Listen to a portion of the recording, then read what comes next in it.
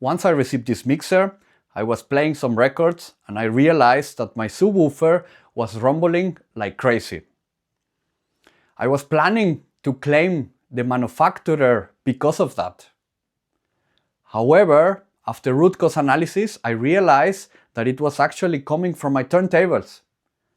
They had resonance/feedback issues, which I was not aware with other mixers before. And that's a statement. That's the statement where I would like to start with my full review of the Varia Instruments RDM40, the highest tier of the Varia Instruments Rotary mixer family, manufactured directly in Bern, Switzerland. Simon and Marcel, they sent me this mixer over so that I can provide you my honest opinion about it. So guys, thank you very much for the collaboration together. I will speak about how this mixer behaves, how it sounds, what is the price tag, what is the market proposition of this mixer, so that you can have a better and more educated decision before purchasing it. At this price tag, I am very picky, and I need to be. Not everything are rainbows, unicorns, and marshmallows. There are some downsides that I would like to tell you as well. So, with that said, I'm Alex from Opa Music, and let's start with the review. Varia Instruments started in Switzerland not as a company, but as a solution to a personal problem. Simon Scheer, a DJ with a strong focus on long mixing and sound quality, was searching for a rotary mixer that met his expectations. He wanted proper 3-band isolators, clean cueing, and a signal pad that didn't color the music. Around that time, he met Marcel Schneider, an electronics engineer who had already built a prototype mixer for himself purely out of passion for audio design. They quickly realized they were both trying to solve the same issue. Most mixers either added too much character or compromised on build quality. So they built a small batch, 10 units, and they sold it immediately. What's important is that after that success, they didn't change direction. They didn't start chasing trends, and they didn't move production overseas to reduce costs. Everything remains hand-built in Switzerland with a strong focus on high-quality components and careful assembly. Their philosophy is simple but strict. The mixer should not interpret the music. It should not improve the sound, and it should transmit it as transparently and cleanly as possible. That mindset led first to the RDM20 in 2016, and later to the RDM40, which expands the concept to 4 channels while keeping the same core values. And that philosophy explains many of the decisions we will see in this review. So, let's talk about the price and whether the build quality justifies it.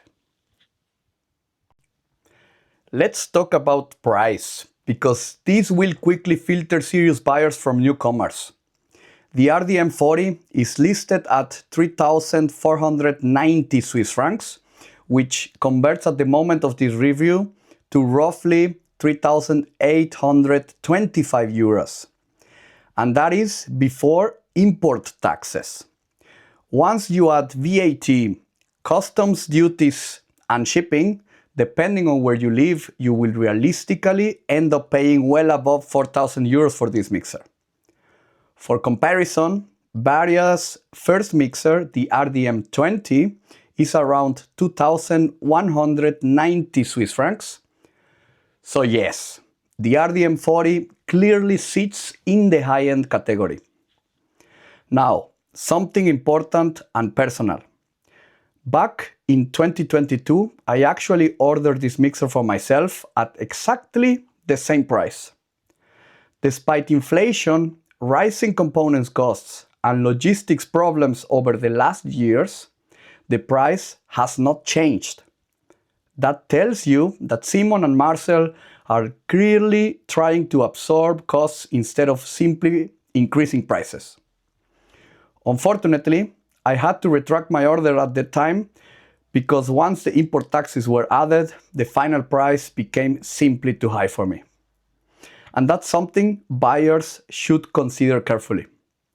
The base price is one thing, but the real price after import is another.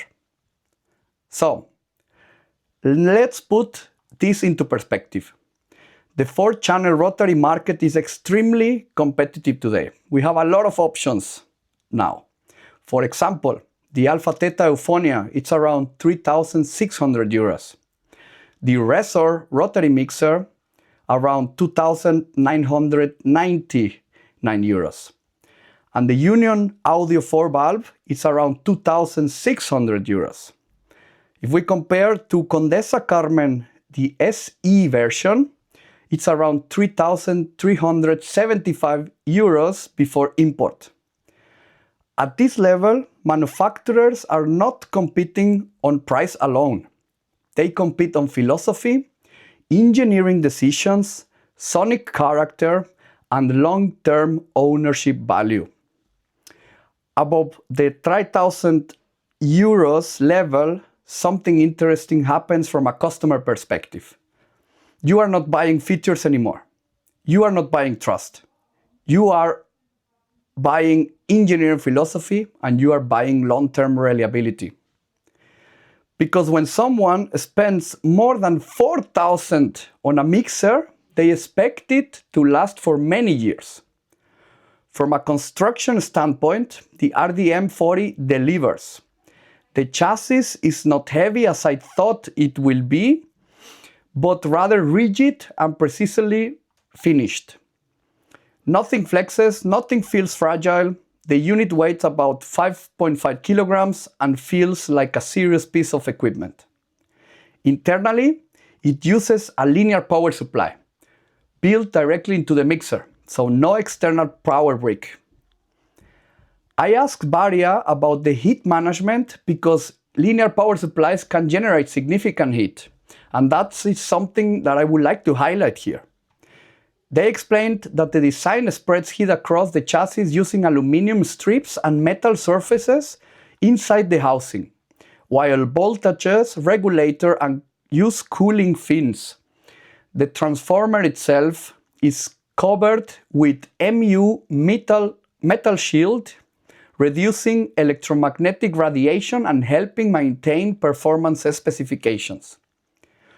During long sessions, I never experienced noticeable heat build-up, so the chassis dissipates heat very effectively.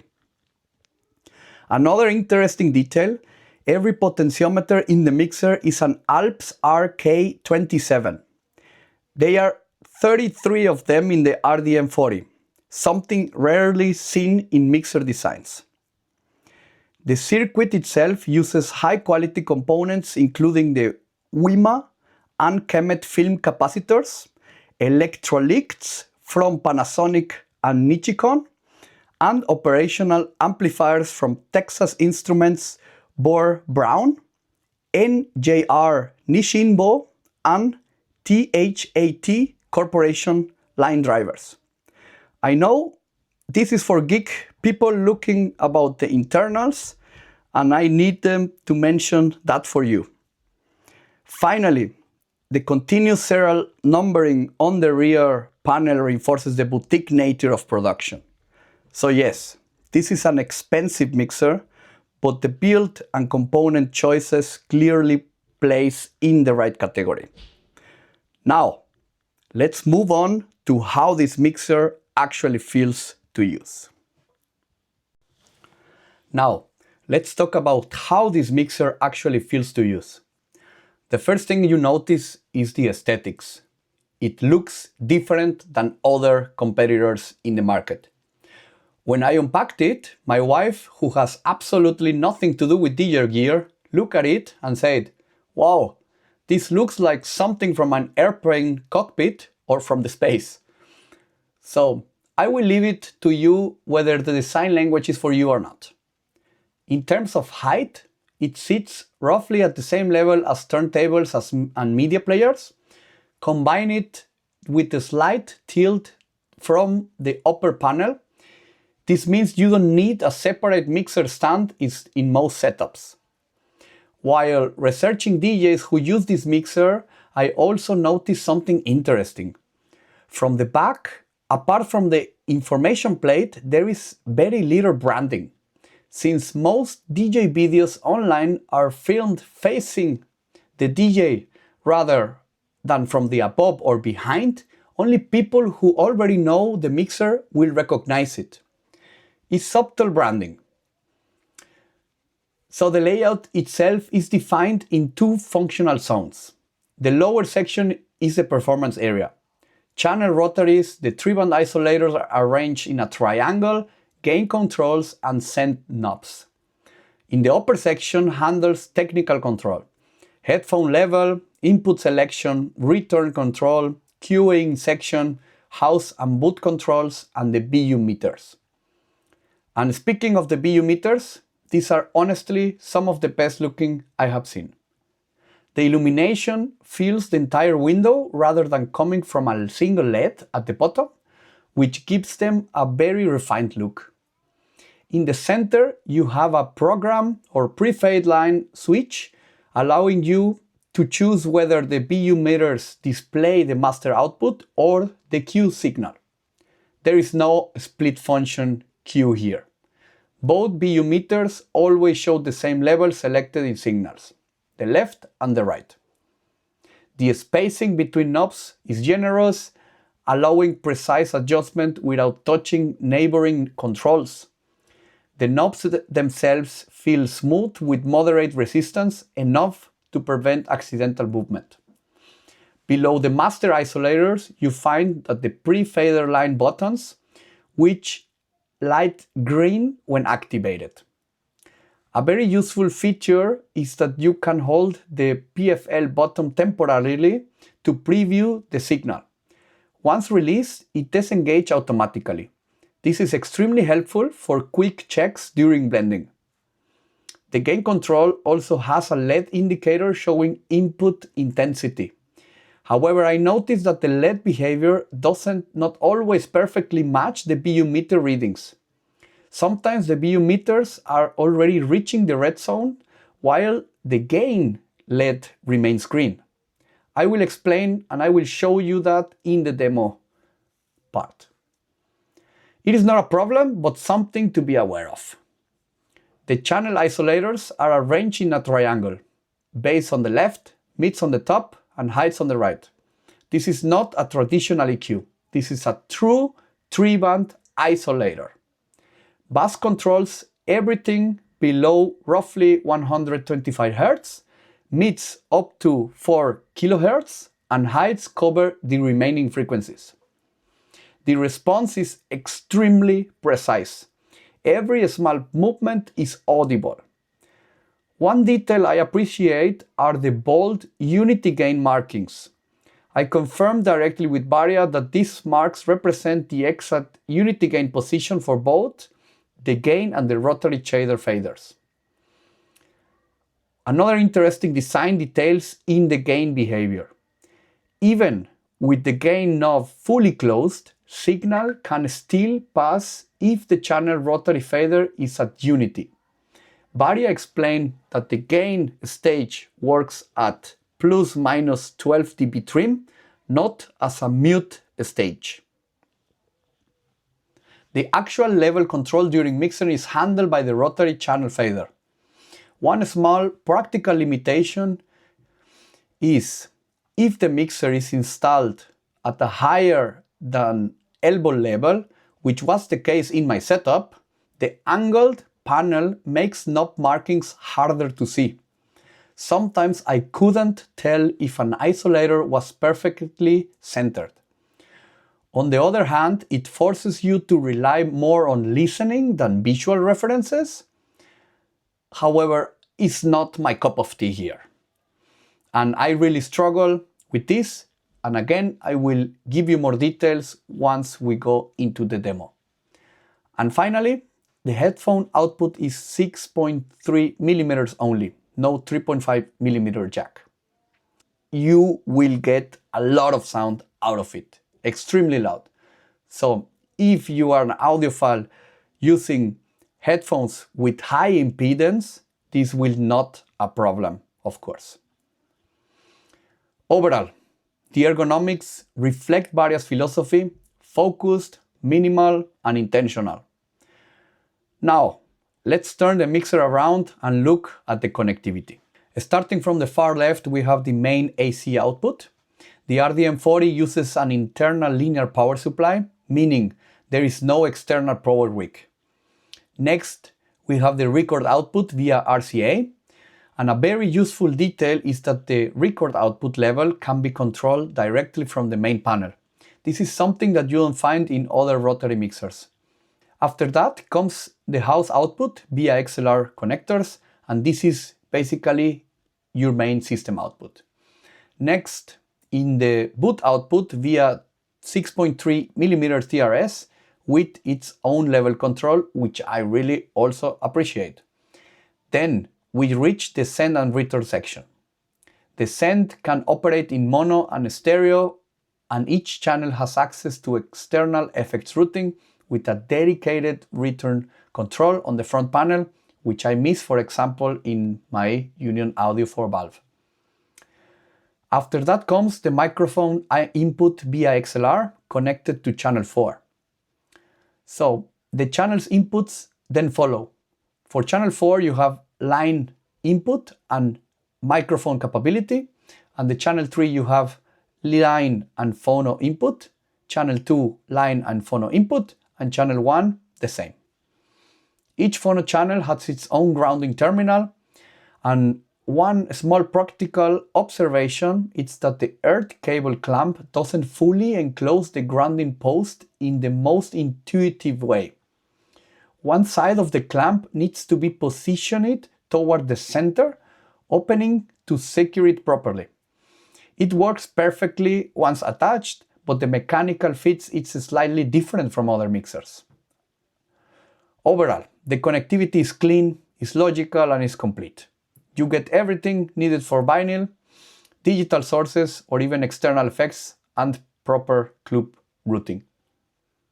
Now that we have covered the hardware and the routing, it's time for the most important part. Let's move into the demo and talk about the sound.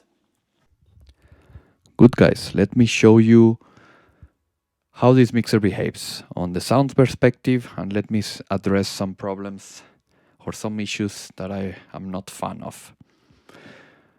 Let me start with the channel fader, how the curve works, and then we can go into the 3-band isolator. This is not an EQ, rather an isolator, which I already explained. And then let's go into the master isolator. And at the end, let's go into the send and return effects so that you can see how just they sound. Let's go.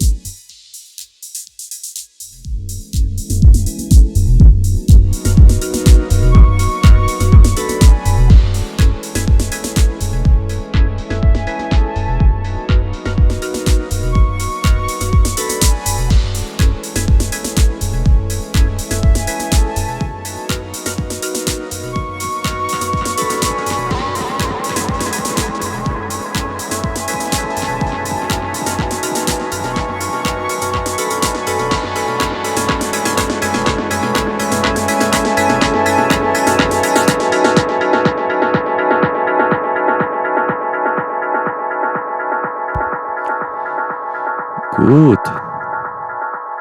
I hope you have a sense and a feeling on how this isolator and master isolator works. So, the 3-band channel isolator are extremely precise. I will describe them as chirurgical. Every small movement is clearly audible. So you always know exactly what you are doing with the signal, which is great. And also, be careful, guys. The resistance of the knob sits in a good middle ground. They are not too soft, but not overly stiff, which makes them comfortable for long sessions while still preventing accidental moves. The master isolator behaves slightly differently. It has a wider crossover range, which makes it feel more musical compared to channel isolators. So while the channel isolators are very, very precise, the master isolator allows for a broader, more expressive adjustment, which is expected from a Rotary at this level. Now, one thing I personally struggle is the signal LED, this one here. It is difficult to clearly distinguish whether you are still in a healthy range or already pushing towards clipping. In addition, the behavior of the LED does not always fully match what the BU meters are showing. For example, I sometimes see a strong green signal, like this one, just before clipping, while the BU meter are already matching, are already reaching or even touching the red zone. So for me it's confusing because I don't know which signal should I follow, even if other channels are completely at zero, so no signal playing around. So which signal should I follow here? The BU meter or the signal LED that I am having on the channel? That creates a little bit of confusion for me. Another point, which I already mentioned earlier, is the visibility of the knobs. At my setup height, which is around elbow level, I often had difficulty seeing the exact position of the knobs, especially for the master isolator due to the tilt of the mixer. Over time, I started using actually this back screw of the knob as a reference point, but that's of course not very precise. Sometimes I want to be precise visually, but also musically, of course. And yeah, this can be seen in two ways. Whether it is frustrating if you rely on a visual accuracy while mixing, but on the other hand, it forces you to rely entirely on your ears and on your sound system, of course, rather than on a visual feedback. Personally, I am actually one of DJs who relies on visual accuracy, but also acoustically. So for me, something that this is not sometimes, rather often a limitation, and I really struggle. Always need to put my head like this and to see where I am on the marks here. It could be an easy fix if you just put here a mark on the top, or of course I need to adjust the height of my setup, which I will not, because I always not recommend to go lower than your elbow height, because ergonomically speaking, that's not the right way to work. I know you go to a club and you cannot have you cannot influence that. However, for your home setup, that's important. And finally, one behavior I noticed during the testing is, coming back to the BU meter, is that sometimes the needle occasionally appear it stick to the right side if you are pushing the boundaries. I am aware that you cannot or you should not play your signals at red levels. This is not the zone for you. However, sometimes the BU sticks on the right side. This is actually the serial number 2, which is one of the first mixers produced by Varia Instruments, and I addressed this point directly to them, and they told me that they also observed this phenomenon, and they addressed that to the manufacturer directly from the BUs, so that all the mixers after 2023 they will not suffer with this issue. It's just a visual feedback, it's not acoustically issue that you will suffer. So just to mention that and to be clear here on why I have observed in this test mixer. And I would say that's it, guys. So I really appreciate that we have also a send and return. Not all the mixers have a return knob, which I really appreciate. Thank you guys for this. And yeah, I think that's it. Let's go to the conclusions now. In summary, guys, you are paying a ton for a 4-channel DJ mixer. If that's for you or not, I leave the decision to you. However, what you get from this mixer is quality materials, precision and transparency, and a completely different design philosophy from Varia Instrument itself. I have a ton of respect for manufacturers who really disrupt the current market propositions and challenge the status quo. And that's the case for Marcel and Simon with delivering this outstanding product. If you find this mixer and this review helpful for you, please let me know in the comments. Stay tuned for my future sound comparison against other mixers so that you can have a better and more educated purchasing decision at the end. Less regret and doubt is what I would like to eliminate with this series of videos. So guys, thank you very much. Reach out if you have any questions and stay tuned for the next video. See you.